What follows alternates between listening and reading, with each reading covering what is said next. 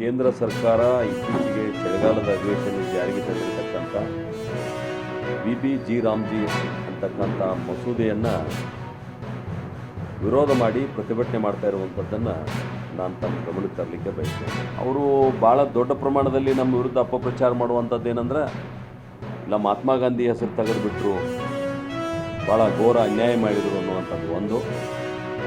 ಎರಡನೇದು, ಬಡವರ ಹಕ್ಕನ್ನು ಕಿತ್ಕೊಂಡ್ರು.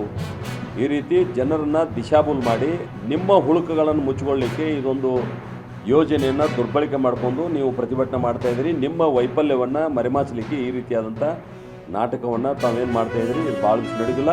ಪ್ರತಿ ಗ್ರಾಮ ಪಂಚಾಯಿತಿಯಲ್ಲಿಯೂ ಕೂಡ ಈ ವಿಷಯವನ್ನು ಪ್ರಸ್ತಾಪ ಮಾಡ್ತೀವಿ. ಅಜಿತ್ ಪವಾರ್ ಅವರು ಒಂದು ಖಾಸಗಿ ವಿಮಾನ ಅಪಘಾತದಲ್ಲಿ ನಮ್ಮನ್ನೆಲ್ಲ ಅಗಲಿರುವಂಥದ್ದು ಅತ್ಯಂತ ದುರ್ದೈವಿ ಸಂಖ್ಯೆ.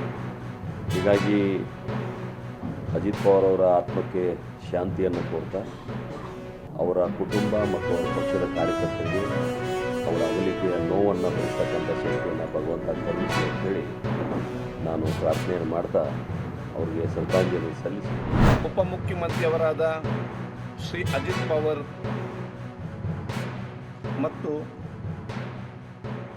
ಇತರ 5 ಸಹ ಪ್ರಯಾಣಿಕರು ಈ ದಿನ ಬೆಳಿಗ್ಗೆ ವಿಮಾನ ಅಪಘಾತದಲ್ಲಿ ನಿಧನವಾಗಿರುವುದನ್ನು ಈ ಸದನಕ್ಕೆ ಅತ್ಯಂತ ವಿಷಾದದಿಂದ ತಿಳಿಯಬಯಸುತ್ತೇನೆ. ಅಜಿತ್ ದಾದಾ ಎಂದೇ ಖ್ಯಾತರಾಗಿದ್ದ ಶ್ರೀಕರು ಈ ದಿನ ಅವರ ಕ್ಷೇತ್ರವಾದ ಬಾರಾಮತಿಯಲ್ಲಿ ಹಮ್ಮಿಕೊಂಡಿದ್ದ ವಿವಿಧ ಕಾರ್ಯಕ್ರಮಗಳಲ್ಲಿ ಭಾಗವಹಿಸಲು ವಿಮಾನದಲ್ಲಿ ತೆರಳುತ್ತಿದ್ದಾಗ ಉಂಟಾದ ವಿಮಾನ ಅಪಘಾತದಲ್ಲಿ ಮೃತಪಟ್ಟಿದ್ದಾರೆ. ಮಹಾರಾಷ್ಟ್ರ ರಾಜ್ಯದ ಹಿರಿಯ ರಾಜಕಾರಣಿ ಶ್ರೀ ಅಜಿತ್ ಪವಾರ್ ಅವರು ದಿನಾಂಕ 28ನೇ ಜನವರಿ 2026 ನಿಧನ ಹೊಂದಿರುತ್ತಾರೆ.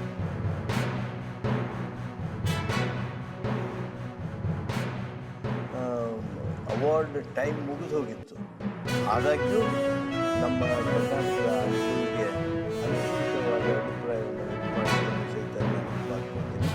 ಅಂತ ಒಬ್ಬ ಕ್ರಿಯಾಶೀಲ ನಾಯಕ, ರೈತ ಪರವಾಗಿ ಹೋರಾಟ ಮಾಡ್ತಕ್ಕಂಥವ್ರು, ಸಹಕಾರ ಕ್ಷೇತ್ರದಲ್ಲಿ ಭಾಳ ಎತ್ತರದಲ್ಲಿ ನಿಂತು ಕೆಲಸ ಮಾಡ್ತವರು. ಇವತ್ತು ಸಹಕಾರ ಕ್ಷೇತ್ರದಲ್ಲಿ ಸಕ್ಕರೆ ಕಾರ್ಖಾನೆಗಳು ಉಳಿದಿದ್ದರೆ ಅವುಗಳಿಗೆ ಅಜಿತ್ ಪವಾರ್ ಅವರ ಸೇವೆಯೂ ಸಹಿತ ಭಾಳ ವಿಶೇಷವಾದದ್ದು ಅನ್ನೋದನ್ನು ನೆನಪಿಸ್ಕೊಳ್ತಾ ಅವರಿಗೆ ಗೌರವಪೂರ್ಣವಾಗಿರ್ತಕ್ಕಂಥ ಶ್ರದ್ಧಾಂಜಲಿಯನ್ನು ಸಲ್ಲಿಸ್ತಾರೆ. ಬದುಕಿನಲ್ಲಿ ಹಲವಾರು ಏರಿಳಿತವನ್ನು ನೋಡಿದ್ರೂ ಸಹ ದಿಟ್ಟ ನಿರ್ಧಾರಗಳ ಮುಖಾಂತರ ಅವರು ತಮ್ಮ ರಾಜಕೀಯ ಜೀವನವನ್ನು ಬೆಳೆದು ಬಂದಿದ್ದಾರೆ. ಅಜಿತ್ ಪವಾರ್ ಅವರು ಒಬ್ಬ ಒಂದು ತೂಕದ ನಾಯಕರಾಗಿ ಭಾಳ ಮಹಾರಾಷ್ಟ್ರಕ್ಕೆ ಸಂಬಂಧಪಟ್ಟಂತೆ ಈಗಲೂ ಕೂಡ ಅವರು ಉಪಮುಖ್ಯಮಂತ್ರಿಗಳಾಗಿದ್ದಂಥವರು. NCPಯಲ್ಲಿ ಅವರ ಕಾರ್ಯಕ್ಷೇತ್ರದ ವ್ಯಾಪ್ತಿಯಲ್ಲಿ ಇಡೀ ಸಮಾಜಕ್ಕೆ ಬೇಕಾದಂಥ ಕೆಲಸವನ್ನು ಮಾಡಿದ್ದಾರೆ. ಇವತ್ತು ಅವರು ನಮ್ಮ ಮಧ್ಯೆ ಇಲ್ಲ ಅನ್ನೋದು ಭಾಳ ನೋವಿನ ಸಂಗತಿ.